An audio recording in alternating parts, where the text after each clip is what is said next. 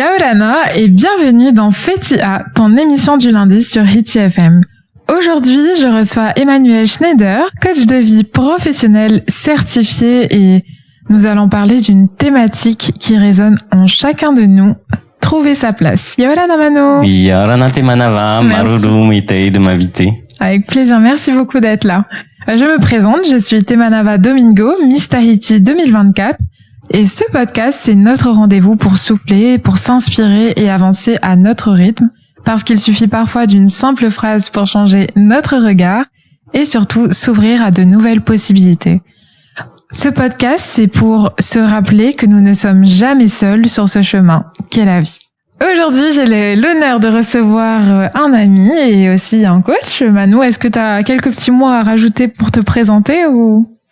Écoute, peut-être juste que ça fait maintenant plus de 8 ans que je vis cette aventure humaine qui est fabuleuse pour moi, ce coaching. Et c'est vrai que la manière dont j'aime le décliner, c'est avec les individus, c'est en face à face, parce que ça transforme des chemins de vie. Voilà, c'est assez magique. Et donc souvent j'appelle mon coaching émotionnel et transformatif. Ouais. Voilà, ça permet d'imaginer ce qui peut se passer dans ces processus-là. Ouais, je confirme, c'est assez incroyable. Comment est-ce que tu définirais en quelques mots le coaching pour que ça puisse un peu mettre tout le monde dans cette bulle-là, que tout le monde puisse comprendre? Parce que coach, on dit coach de sport, coach en nutrition, et souvent quand on dit coaching de vie, on dit c'est quoi encore ce truc de développement personnel? J'aimerais bien que tu puisses illustrer cela, en quelques mots. Oui, merci pour ta question. En plus, c'était ma première réaction il y a maintenant 10 ans. La première fois que quelqu'un m'a parlé de ça, c'était le frère d'un ami.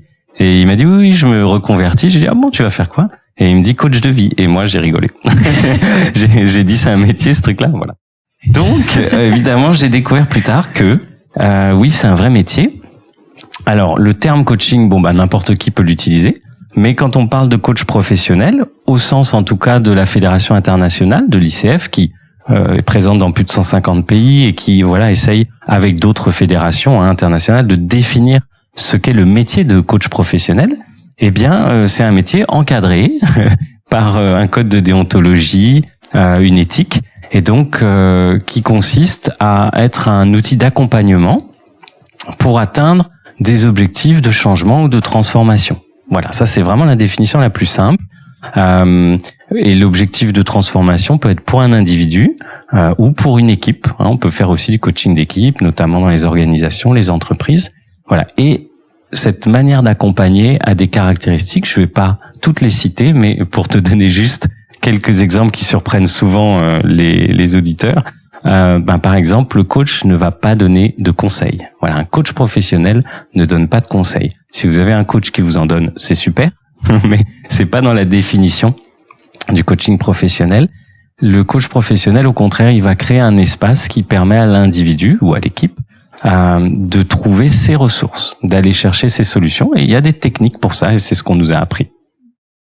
Ah, c'est parfait. Même moi, je redécouvre dans la définition d'un coach. Parce que j'ai eu la chance de faire la formation à tes côtés et ça a été transformateur. Et c'est aussi pour ça que je t'ai invité aujourd'hui parce que j'avais envie justement de parler d'une thématique. On a envisagé plusieurs thématiques et finalement un jour tu m'as proposé celle-ci, trouver sa place. Qu'est-ce qui t'a donné envie d'explorer justement cette thématique? Qu'est-ce que ça t'inspire? Écoute, ce qu'on entend souvent, c'est « je cherche ma place ». Et moi, ce qui m'a intrigué, c'est que normalement, on pourrait se dire, c'est assez logique de chercher sa place quand on est dans la première partie de sa vie, adolescent, quand on essaye de trouver une filière pour ses études, pour se former, ou quand on arrive dans le monde du travail. Et puis, en fait, j'ai été étonné de me rendre compte que à tous les âges, il y a beaucoup d'individus qui cherchent leur place. Je peux chercher ma place à la quarantaine, quand tout d'un coup j'ai des questionnements en moi que j'avais pas avant, parfois fondamentaux. Je peux chercher ma place de manière aussi assez déstabilisante quand je suis papa ou maman et que les enfants quittent le nid. Et là, il y a plein de choses qui se redéfinissent. Dans mon couple aussi, du coup, dans la famille souvent, on cherche sa place. Et puis même en plus tard dans le chemin de vie, à la retraite par exemple, hein, où j'ai investi presque toute ma vie parfois dans le travail, et où là tout d'un coup je me dis mais qu'est-ce que je fais, qui je suis, et ma place se trouve questionnée. Donc je trouve que c'est vraiment un enjeu extraordinaire. Chercher sa place, trouver sa place, ça peut être à n'importe quel moment, à n'importe quel stade de la vie, et dans n'importe quel domaine de ma vie. Privé, famille, sentimental, pro, voilà. Donc c'est un questionnement, je trouve, essentiel. Oui, et même pour les jeunes aussi. Enfin, en tout cas, moi, je sais que c'est une question que je me suis beaucoup posée quand je faisais mes études. Et puis encore aujourd'hui, j'ai la chance de rencontrer des jeunes et tous justement me disent ça. Bah oui, moi, je sais pas ce que je veux faire, je cherche ma place, je sais pas comment faire. Et c'est pas évident parce que parfois même les parents ne savent pas non plus comment accompagner. Souvent on a envie de dire bah il faut que tu fasses ça, tu dois faire ça, et alors que ça aide pas toujours leur enfant. Oui, absolument, c'est une des problématiques. Juste avant, je voudrais quand même donner une précision. On est dans une société qui a une injonction terrible, qui est il faut trouver sa place dès qu'on sort des études, dès qu'on arrive dans le monde du travail, etc. Moi, j'ai quand même une vision vraiment fondamentalement différente, qui est ma place, elle va aussi avoir envie de changer pendant mon parcours de vie. Donc si on pouvait se détendre et s'assouplir, déjà si je trouve quelque chose qui dans l'instant me fait un peu vibrer, m'intéresse, c'est déjà énorme, parce que moi-même, je sais pas encore complètement qui je suis. Et d'ailleurs, je sais pas s'il y a un moment dans la vie où on le sait définitivement. Je vais changer, je vais évoluer. Donc voilà, peut-être qu'on pourrait se détendre. Et ce grand mot de trouver sa place, c'est peut-être là maintenant, au stade de ma vie où j'en suis, avec ce qui m'intéresse là, avec mes aspirations du moment. Et peut-être que j'aurais envie aussi de transformer ça plus tard, et peut-être plusieurs fois dans ma vie. Voilà, juste pour donner un peu plus de souplesse et de légèreté dans cette quête. Ah mais oui, on avait parlé en off et tu le dis souvent quand on dit ça, quand on dit bah écoute en fait c'est pas obligatoire justement de se dire ok je vais faire ça toute ma vie, ça détend tout de suite, parce que souvent le fait de devoir trouver sa place, choisir sa place, ça nous enferme, ça nous met plein de limites et ça nous coupe aussi de la vie quoi. Et la vie elle est faite justement pour apprendre, pour découvrir, pour explorer, et justement ces injonctions elles nous enferment. Oui, c'est ça. Donc déjà, c'est bien si on peut aborder cette quête de trouver sa place de manière plus souple, et avec l'idée que c'est pas forcément pour toute la vie, effectivement. Ouais. Mais dans quel aspect de la vie tu vois le plus cette sensation apparaître? Alors, en tout cas, dans mon expérience à la fois personnelle et puis à travers les accompagnements de coaching, je le vois dans tous les domaines. Et en plus, souvent, ça implique plusieurs domaines de notre vie en même temps. Je vais te prendre un exemple très simple. J'ai une coachée qui a un mari, une famille, 2 enfants. Ils vivent sur le Fénois depuis plusieurs années. En apparence extérieure, c'est la carte postale parfaite. Elle a coché toutes les cases, tout devrait être super. Et pourtant, profondément, il y a quelque chose qu'elle ne sent pas aligné. Donc elle ressent un mal-être. Et en fait, le mal-être, il est pas que dans un domaine en fait. C'est que elle a avancé avec un certain nombre de croyances peut-être, ou tu sais, il y a beaucoup de choix qu'on fait qui sont pas forcément faits pour soi, hein, qui sont faits pour ne pas décevoir les parents, certaines attentes. Et puis il y a des choses qu'on a intégrées nous-mêmes. On pense sincèrement que peut-être on a envie de faire un métier avec une sécurité financière, ça va nous faire du bien. Et là, dans son cheminement intérieur, en fait, elle redécouvre qu'elle a une personnalité, elle a toujours eu une âme d'aventurière, de voyageuse. Et ça vient en grande tension avec son cadre posé, où il y a un mari qui est super, hein, elle n'a pas de reproches spécifiques à faire au mari, les enfants, la situation, la sécurité financière, mais c'est juste qu'il y a une aspiration intérieure qui n'a pas été identifiée et nourrie plus tôt. Donc tu vois que ça vient pas forcément chercher qu'un domaine, souvent. Ça vient chercher des aspirations profondes en nous, mais qui peuvent venir questionner à la fois ma situation familiale, mon travail, mes amis ou le lieu où je vis. Ça peut être très global, hein, souvent. Oui, parce que tout est lié. Enfin, un choix emmène à un autre et donc finalement tu crées ton propre environnement à partir d'un seul choix parfois. Et quand ça vient remettre en question ce choix, il y a tout qui bouge et généralement le changement ça fait trembler, ça fait peur. Oui, je sais pas si on l'aborde maintenant, mais oui, effectivement. C'est ça aussi. Beaucoup de peurs qui vont se placer sur notre chemin quand on va éventuellement envisager du changement. Mais souvent, le blocage, il intervient avant. Hein. C'est-à-dire que les symptômes qui permettent de se rendre compte comment je sais si je suis à ma place ou pas, je vais le ressentir en fait. C'est-à-dire que tu pourrais en citer quelques-uns. Bien sûr, il va y avoir d'abord de l'insatisfaction, de la frustration. Ça, c'est quand même des symptômes faciles à identifier en soi, qui permettent de me dire qu'est-ce qui fait que je suis de manière un peu régulière ou récurrente frustré dans mon travail, par exemple. Peut-être que je suis pas à la place à laquelle j'ai envie d'être. Parfois, c'est pas le métier qui pose problème, c'est le contexte dans lequel je le pratique. Ça arrive souvent pour des métiers de soins, pour des métiers qui sont très prenants, très exigeants. Il y a beaucoup de personnes qui, en coaching, ont l'impression que c'est la catastrophe. Si je me sens plus bien, là, il va falloir que je change de métier. Pas toujours. Parfois, il faut juste que je trouve un environnement qui soit plus harmonieux pour moi. Mais je peux peut-être continuer à être passionné par ce métier-là. Ouais. Donc, de l'insatisfaction, de la frustration, des manques. Je vais ressentir, ce qui arrive souvent, c'est le manque de sens. Donc, on se sent perdu. Ça, c'est un symptôme important qui montre qu'il y a sûrement quelque chose qui est pas tout à fait aligné avec certains de mes besoins profonds. Manque de motivation. Tu vois, souvent, je procrastine, on regarde des vidéos pour arrêter de procrastiner. Souvent, le problème, c'est pas la procrastination, ça, c'est juste le symptôme. En dessous, on découvre que, je procrastine parce que mon énergie de vie est pas vraiment là. Ouais, c'est ça, et je suis pas profondément motivé pour ça. Donc souvent, c'est ça les éléments qu'on peut identifier. Et la joie aussi. C'est ça. Et puis, ça peut aller jusqu'à la dépression, bien sûr, la fatigue mentale. Tous ces symptômes-là, souvent, sont des symptômes que je suis pas peut-être tout à fait là où j'aurais envie d'être, où il y a peut-être des choses à ajuster dans un des domaines de ma vie. Ouais, complètement. On en parlera après parce que c'est vrai que tout de suite, ça peut être... les auditeurs qui nous écoutent peuvent se dire c'est vrai que je ressens ça, ou d'autres qui peuvent dire je le vois chez un proche.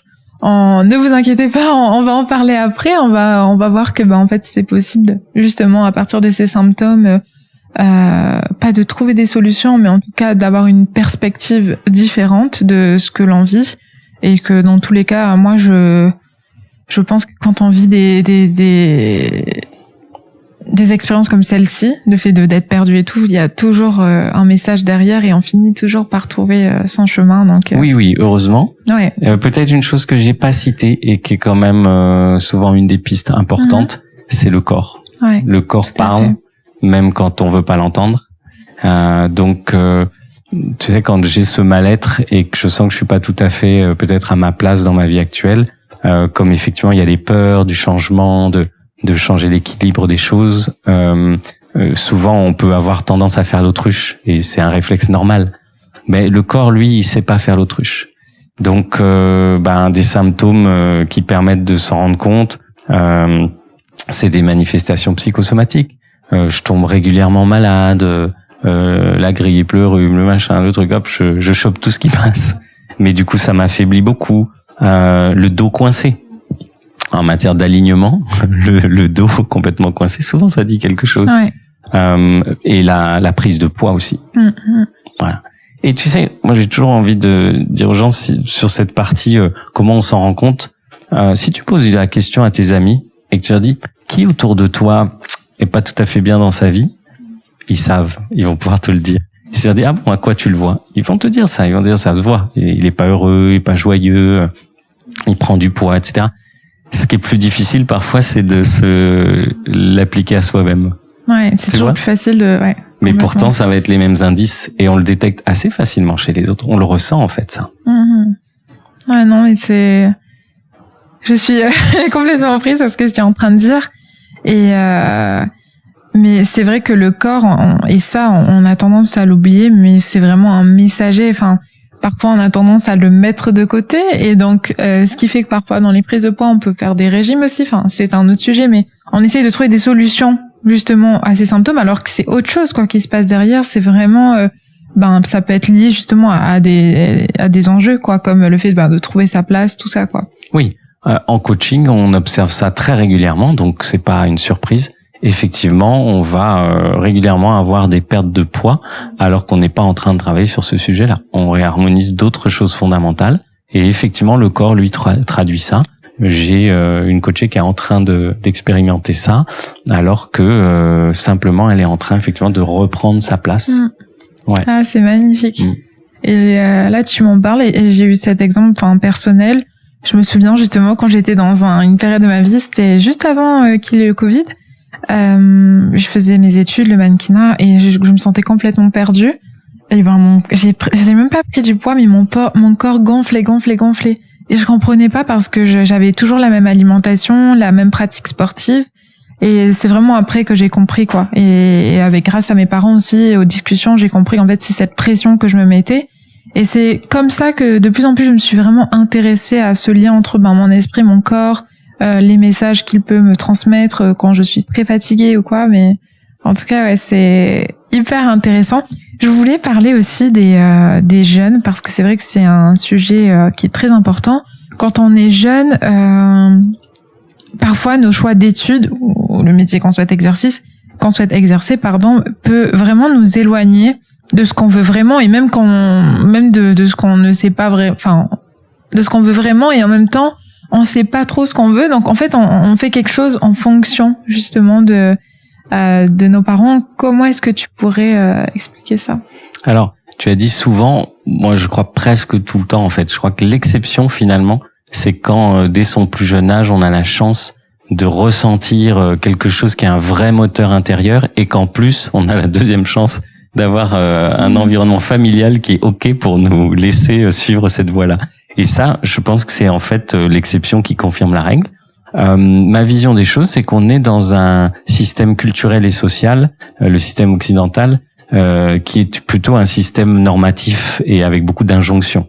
Donc, il ne favorise pas le fait que l'individu se développe en écoutant ses aspirations profondes et en allant vers ces métiers-là ou ces activités-là, pour plein de raisons. Donc, dans l'éducation, les parents, comme tu disais tout à l'heure, ils veulent notre bien, mais c'est pas forcément le nôtre, c'est celui qui considère être bien pour eux. Donc, souvent, par exemple, ils vont valoriser le critère de sécurité financière.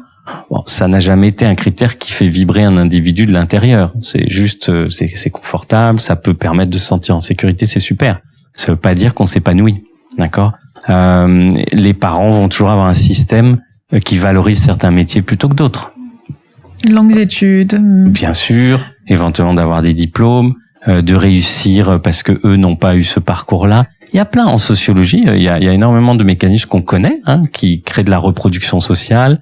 Même quand l'enfant s'oppose, c'est encore un processus. Ouais, ça ressemble. Il se dit non, j'ai fait ce que je voulais. Et en fait, non, il est en réaction par rapport au système de ses parents, donc il n'est pas forcément totalement aligné sur lui-même. Donc ça, je dirais, c'est comme ça que ça marche. Et en plus, là-dessus, on a une société qui, elle, est plutôt normative et qui vise à te proposer des cases qui existent. Elle te dit pas invente tout ce que tu veux. Elle te dit ce serait bien si tu voulais rentrer dans une des cases qui permet à la société de fonctionner. Ouais. D'accord ? Donc il y a être dans l'administration publique, être fonctionnaire, il y a être dans une entreprise, être salarié. Médecine aussi, être médecin aussi. Enfin, c'est. Bien sûr. Donc après il y a un certain nombre de métiers. Mais ce que je veux dire, déjà, même si on parle vraiment d'une manière macro, au niveau sociologique, tu vois que déjà créer sa propre activité, être indépendant, on est déjà en dehors des rails de la norme principale. La norme principale, c'est avoir une sécurité de l'emploi. Donc c'est dans le domaine public ou dans le domaine privé. Dès qu'on est entrepreneur, dans la culture française en plus, c'est très net par rapport aux États-Unis. On est déjà quelqu'un qui a le courage qui va avoir le parcours du combattant, etc. Donc tu vois que déjà c'est des freins importants. Quand on grandit, on est imprégné de tout ça. Ouais. Donc voilà, je crois qu'il y a plein de raisons qui font que on choisit rarement un métier, une filière, une formation qui correspond à 100% à ce qui nous anime. Et ça, on le découvrira sans doute un peu plus tard. Ouais, et puis la vie fait bien les choses, hein, on le découvre toujours au bon moment. Personnellement, je trouve que c'est ce qui se passe. Mais en parlant de ça, parfois aussi, les jeunes peuvent en vouloir à leurs parents, justement, de les avoir empêchés de faire des choix plus alignés, de les avoir empêchés de vivre leurs rêves, de les avoir limités. Ce que je comprends totalement. Mais c'est important, je pense, de garder à l'esprit que nos parents ou nos proches font de leur mieux, parce que eux aussi agissent avec leurs propres peurs, leurs propres limites. C'est pas d'excuser ça, c'est pas une question d'excuse, mais c'est de reconnaître qu'en fait, on fait tous de notre mieux et que, enfin voilà, une fois qu'on prend conscience que ok, nos parents nous ont peut-être limités, j'ai toujours le choix de faire. Je peux faire un choix différent, quoi, une fois que j'ai pris conscience de ça. Oui, c'est ça.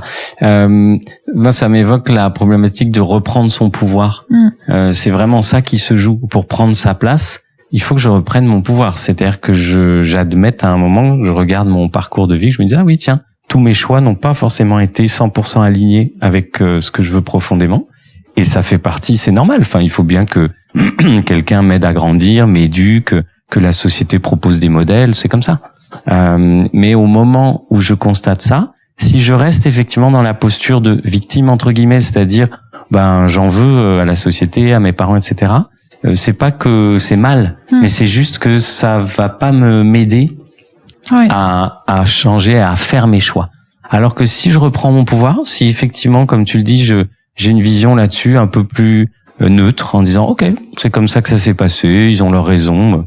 Ils n'ont pas fait ça spécialement contre moi, c'est juste ils ont fait ce qu'ils pensaient être bien. Mais maintenant, je peux, dès que je suis jeune adulte, majeur, et plus tard, je peux reprendre mon pouvoir et donc transformer mes choix. C'est là que ça va demander peut-être un peu de courage. Un peu de courage, parce que ça implique du changement, de la transformation. Et de se responsabiliser aussi, mais tu as dit quelque chose d'intéressant. On parlait de trouver sa place au début. Et là, tu l'as dit clairement, c'est prendre sa place, finalement. Oui, alors c'est vrai que ça a été évident dans mon esprit, mais ça mérite d'être précisé. Oui, en plus, ça, je crois que c'est le premier tips que j'ai envie de donner aussi, c'est que quand quelqu'un vient me voir et se sent perdu et dit « je cherche ma place, je ne me sens plus à ma place », finalement, la solution, elle est plus à portée de main qu'il n'y paraît. Parce qu'effectivement, on va avoir tendance parfois à aller chercher, on sait pas où, à l'extérieur. Il y a plein d'appels aujourd'hui aussi pour avoir des guidances, pour avoir plein de méthodes qui permettent de te proposer des solutions extérieures. Alors qu'en fait, le mouvement le plus précieux, c'est de retourner voir en soi. Parce que tout s'y trouve déjà. Ça, c'est une certitude avec l'expérience. C'est que la réponse est déjà dedans.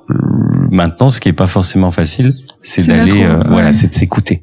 Mais c'est pour dire qu'effectivement, ce qui se joue en réalité, c'est pas une quête et ne pas savoir où chercher. Moi, vraiment, j'ai vécu ça pendant presque une décennie, alors que la solution, c'est, il va sans doute falloir que je reprenne ou que je prenne ma place dans des domaines de passion, de boulot, de manière d'être au monde que je n'ai pas encore investi.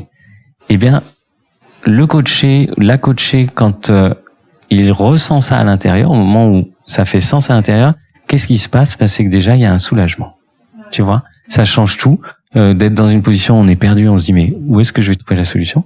Et quand tu sens que, c'est là, à l'intérieur, par contre, je suis peut-être pas encore habitué à l'écouter, déjà, il y a quelque chose qui peut commencer à s'apaiser. Et tu as anticipé justement sur une de mes questions, c'est qu'est-ce qui change en nous lorsqu'on se rend compte qu'en fait, cette place-là, elle est déjà là, quoi, et on n'est pas obligé d'aller la chercher, on n'est pas obligé d'aller courir après. En fait, c'est juste revenir à soi. Bon, c'est simple à dire en théorie, mais en pratique, c'est aussi simple, mais c'est juste que parfois il y a toutes ces méthodes justement qu'on peut voir sur les réseaux. Et ça, j'aimerais insister un peu sur ça, c'est que parfois il existe tellement de méthodes pour aller bien, pour trouver sa place, pour trouver sa voie. Et en fait, on a tendance à se compliquer la vie, à aller chercher tout ça, alors que déjà, on peut faire les choses à sa façon. Et ça, c'est quelque chose que j'apprends en ce moment, c'est faire les choses comme on le souhaite, nous, pas forcément comme ça doit être fait. Et puis, créer sa propre recette, quoi. Ça, c'est avec ses propres ingrédients et puis se rendre compte qu'en fait tout est déjà là. Mais ça peut paraître une évidence pour certains, mais pour d'autres ils vont dire n'importe quoi. Ouais, je suis d'accord. Les individus vont entendre ça avec des manières très différentes. Tu sais, je crois que le premier enjeu, c'est se reconnecter à soi. Et ça, c'est pas du tout évident. On n'est pas dans une société qui nous a appris le plus souvent à être connecté à soi-même. Je vais prendre des exemples très simples. Je suis un hamster qui court dans sa roue. En général, la roue du travail, mais aussi la roue de la famille, les enfants, etc., etc. Et donc, je suis à fond tout le temps. J'accumule une fatigue, je suis un peu stressé, je suis dans mes rôles, j'essaye de faire tout ça au mieux. Il n'y a pas vraiment d'espace pour être connecté à moi-même. Et ça passe toujours en second plan. Alors là, je pense beaucoup, parce que c'est souvent le rôle qu'incarnent les mères de famille, mais c'est valable aussi pour des papas. Mais les mères de famille, c'est tellement fréquent en coaching de découvrir que ça fait des années que tout ce qui les concerne, elles, ne serait-ce que prendre un moment pour faire quelque chose que j'aime, prendre du temps, c'est quelque chose qui a quasiment été éliminé de leur système de pensée. C'est fou. Alors dans la société, ça paraît normal, c'est presque une norme de faire comme ça. Et souvent, d'ailleurs, ça résonne avec le discours que faire du développement personnel, c'est une démarche absolument égoïste. C'est-à-dire que au lieu de gérer tous tes rôles, tu vas tout d'un coup dire non, je suis pas disponible, je prends du temps pour moi. Il y a souvent cette résonance égoïste. Eh bien, je retourne les choses de manière très simple. Je dis, quelle est la qualité de la présence que tu offres à ton mari, à tes enfants, à ton boulot, à tes collègues, à toi-même, quand t'es comme ça à bout de souffle? Quelle est la qualité de ce que tu es? T'es stressé, t'es agressif, t'es énervé, t'as pas de patience. Tu vois ce que je veux dire? Il va y avoir beaucoup de conflits. T'as pas envie de passer du temps avec eux, finalement. Parce que t'as besoin de toi et tu peux pas. Donc, c'est rare d'en avoir conscience de cette manière-là. C'est rare qu'une maman te dise, non, mais en fait, j'ai même plus envie de passer du temps avec eux. Ça peut, mais là, c'est vraiment qu'elle est arrivée proche, d'un excès, d'un burn-out, etc. Mais sinon, tu t'en rends pas compte. Mais l'intérêt de se remettre à sa juste place, c'est pas de délaisser les autres, c'est pas d'être égoïste. C'est juste de nourrir nos besoins fondamentaux pour que notre présence aux autres soit de qualité, de meilleure qualité. Et encore une fois, c'est tout le contraire de l'égoïsme. Ça veut dire que je vais être plus disponible pour écouter mes enfants, pour interagir ou pour jouer avec eux, pour mon conjoint ou ma conjointe. Tu vois, ça change tout quand on perçoit ça. Donc tu vois, le premier enjeu, se reconnecter à soi, souvent c'est ralentir. Ralentir, ouais. C'est la base. Quelque chose aussi, ça c'est un autre sujet je pense, mais quelque chose qui peut être mal vu dans une société où tout va vite aujourd'hui. Tout doit être synonyme de productivité, de performance et ralentir, revenir parfois à l'essentiel, ça peut être vu comme quelque chose comme une perte de temps. Mais ouais, je pense que c'est une belle clé de ralentir. Et ralentir, ça apporte de la clarté aussi. C'est ça. Une meilleure vision, je pense. C'est ça. Et effectivement, la société le favorise pas du tout. Alors, oui, la clarté, je crois que tu sais, le premier mouvement, c'est d'arrêter de se mentir à soi-même avant tout changement. C'est déjà, d'arriver à, en ralentissant, à s'écouter, à se dire, OK. Et être honnête avec soi. Sincère.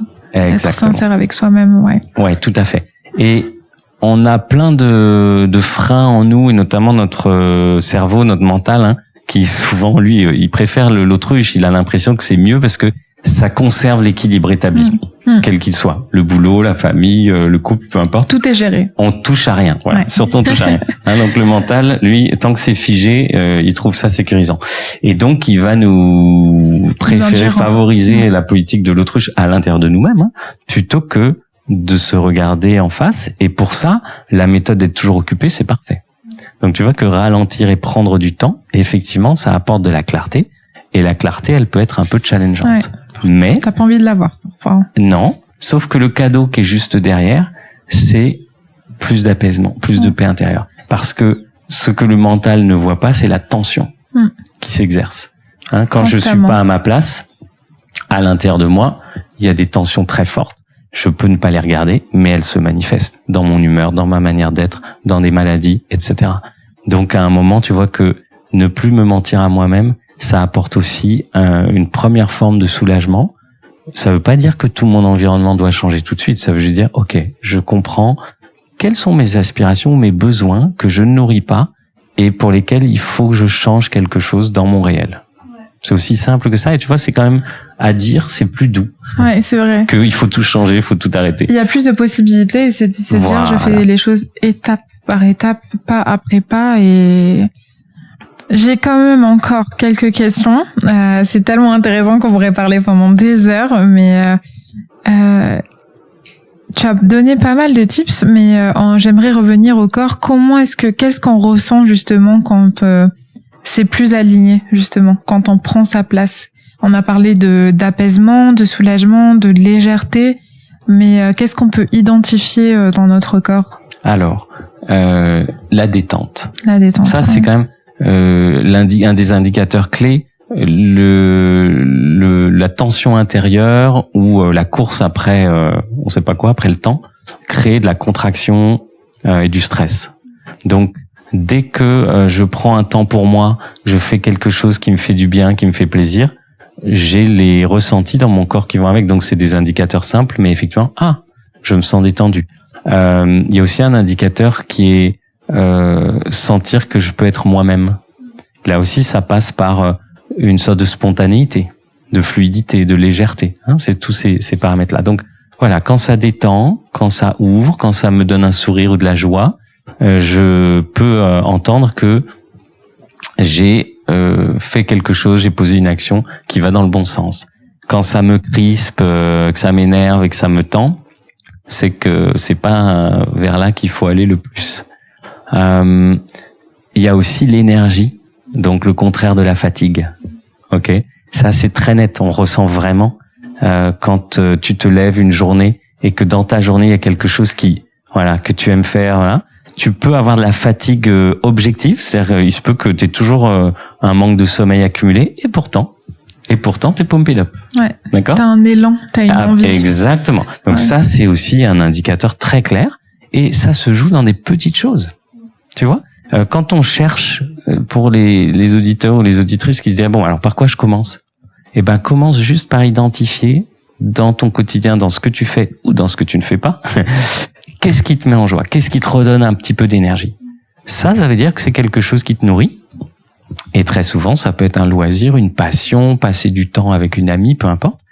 Et on n'y laisse pas la place que ça devrait. En fait, c'est ça, c'est accorder de l'importance à ce qui nous rend heureux, joyeux. Et ça peut être dans des toutes petites habitudes le matin, quand je me réveille. Je peux aller faire une marche, je peux aller dans mon jardin. La connexion à la nature. Connexion à la nature. Et chez nous, j'aimerais insister un peu sur ça avant de clôturer, et de passer à la dernière question. Mais la nature, élément tellement important, surtout ici, et on s'en éloigne alors que c'est notre première ressource qui, en tout cas, existe, quoi. Oui. Et donc j'ai beaucoup de coachés pour qui, comme quoi, tu sais, des fois on dit super, ça servait à quelque chose d'aller voir un coach pour savoir que finalement il faut juste que j'aille me baigner au lagon ou aller à la rivière. Et le problème est pas celui-là. C'est pas que je ne le sais pas. C'est pour ça que je dis tout est à l'intérieur. C'est que j'arrivais plus à donner de l'espace à ces choses qui sont essentielles. Et alors ce qui est fantastique pour aller vers l'ouverture, c'est que dès que je fais ces petits pas, ça me redonne un peu plus d'espace pour respirer, un peu plus d'entrain, un peu plus de clarté. Et de là, je peux poser l'action suivante ou réfléchir à oui, tiens, il y a ça que j'aime, peut-être que je devrais aller me renseigner sur telle formation, sur tel métier, tu vois. Donc chaque pas t'ouvre un peu plus le champ des possibles vers le pas suivant. Ouais, ça c'est incroyable. Et je pense qu'il faut le vivre faut l'expérimenter pour pouvoir pas le comprendre, mais faut le vivre. Oui, en tout cas, c'est pas de la théorie. C'est pas la théorie, ouais. C'est assez incroyable. Enfin, personnellement, de l'avoir vécu, je trouve ça incroyable et si simple. J'ai encore plein de questions, mais je pense qu'une question qui est importante pour finaliser cet épisode, après s'il y a des choses que tu souhaiterais rajouter, Manou, libre à toi, mais quand tu penses à toutes les personnes qui se sentent perdues, quel message important est-ce que tu aimerais leur transmettre? Voilà, qu'est-ce que tu aimerais leur dire? Alors je vais en partie répéter quelque chose que j'ai déjà dit, mais la première chose sans doute, c'est peut-être d'être rassuré en se disant, ok, en moi, j'ai les réponses. Ça, c'est quand même une certitude. Après, il suffit de trouver l'espace et les outils pour l'expérimenter, mais c'est une certitude. Donc, je suis pas perdu, je suis déconnecté de moi-même, c'est déjà différent. Lorsque je vais commencer à m'écouter, souvent je vais avoir la peur de ce que je vais découvrir.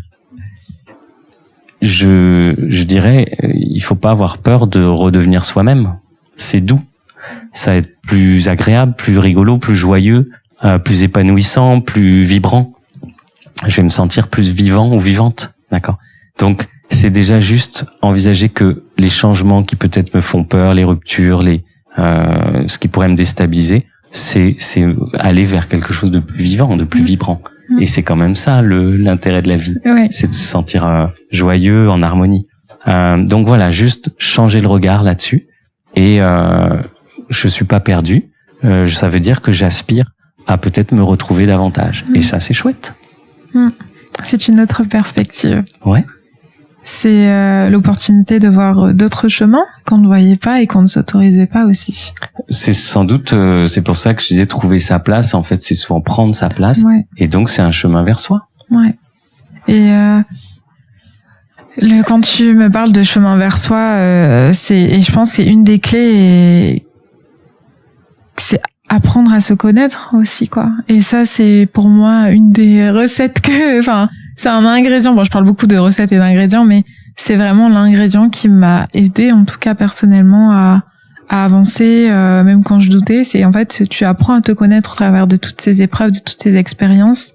Et même quand tu te sens perdu, finalement, même en étant perdu, tu apprends à te connaître. Oui, c'est juste parce que c'est un mode d'emploi qu'on nous apprend pas beaucoup. C'est juste ça. Mais sinon, apprendre à se connaître, c'est ça l'aventure en fait de la vie. Et on continuera à apprendre à se connaître à tous les âges. On se transforme, mes aspirations se transforment, bien sûr. Donc c'est normal. On devrait, moi dans l'idéal, j'aimerais que on nous éduque en nous donnant ce mode d'emploi-là, en disant tu vas voir, tu vas construire certaines briques professionnelles, personnelles, etc. Et peut-être que il va y avoir un moment une envie de transformation. Et tu sais, souvent on a cette vision très blanc-noir, très duale. C'est-à-dire que ça y est, je me sens plus à ma place, il va falloir que je quitte ma famille, mes enfants, mon mari. Ouais. Et la réalité est beaucoup plus, je dirais, magique que ça. C'est-à-dire que dans les processus de coaching, la première chose qui se passe, c'est quand je me réajuste, quand je suis davantage moi-même, eh bien, le système se réajuste autour. Et pas de manière violente, en général, de manière plus harmonieuse. C'est magnifique. Et puis parfois, il faut quand même que je fasse des changements peut-être un peu plus profonds, mais le plus souvent, ça se réajuste et ça se réharmonise. Donc la vie est quand même bien faite. Ce que j'allais dire, et je voulais terminer sur cette phrase-là, c'est que la vie est très intelligente et que parfois on a tendance à la sous-estimer parce qu'on a envie de prendre le dessus, de choisir, de faire les choses comme on veut nous, et parfois de se laisser porter, c'est aussi le plus beau cadeau que l'on puisse se faire. Oui, je trouve que c'est une très belle clé. Donc effectivement, si on pense à prendre sa place, on peut oublier la méthode en force. Ça peut se faire de manière très subtile, très naturelle et très fluide. L'essentiel, c'est déjà de se réajuster avec soi. Et après, effectivement, c'est tout à fait magique de voir comment l'environnement a une énorme marge de réajustement et de transformation, sans avoir rien à forcer. Ouais, je le confirme. Enfin, en ce moment, en tout cas, je découvre un peu tout ça. Enfin, ça fait un petit moment, mais c'est assez incroyable et j'invite vraiment tout le monde, en tout cas, à se faire confiance, quoi, pour oser ce chemin. Et Manu, est-ce que tu aimerais rajouter quelques mots avant de clôturer notre épisode? Écoute, en tout cas, moi, j'étais ravi de pouvoir échanger sur ce thème-là. J'ai le sentiment que il y a des tas d'enjeux dans notre société qu'on n'ose pas trop aborder. Et donc trouver sa place ou prendre sa place, on nous propose pas beaucoup forcément d'outils ou de chemins pour ça.